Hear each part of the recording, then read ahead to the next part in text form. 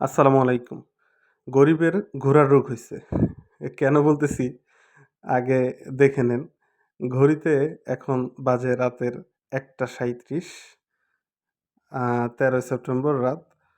তো হাঁসের মাংস খাইতে ইচ্ছা করছে রুটি দিয়ে। তো সবাই তো ওয়েস্টিনে যাচ্ছে। বড়লোকদের সব বড়, বড় ব্যাপার। এরপর শাকিল আর হাঁসের মাংস খাচ্ছে। তো আমার আসলে ওইখানে যাওয়ার সুযোগ নাই। অপশন নেই আমার কাছে। তো বাসায়ই আসলে আয়োজন করা হইছে।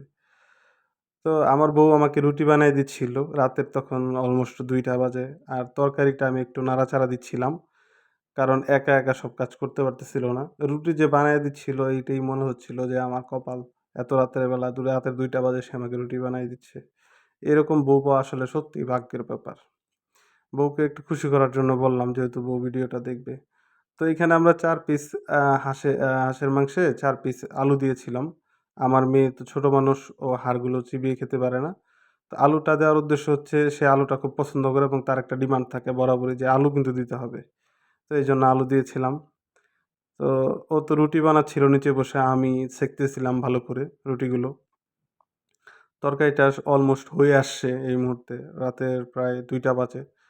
তো আমি রুটিগুলো সেঁকে দিচ্ছিলাম। ওরে হেল্প করতেছিলাম। একা, একা কাজ করা সম্ভব হবে না, অনেক কাজ।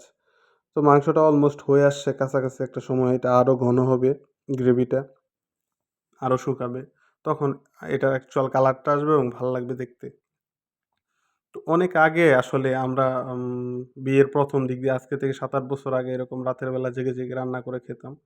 সেই পুরনো স্মৃতিগুলো আসলে মনে পড়ে গেছে। তো ফাইনালি প্লেটে চলে আসছে। আলহামদুলিল্লাহ যথেষ্ট ভালো হয়েছিল। রুটি দিয়ে খেয়েছি গরম, গরম ভাল লাগছে। কালারটাও মাশাআল্লাহ খুব সুন্দর।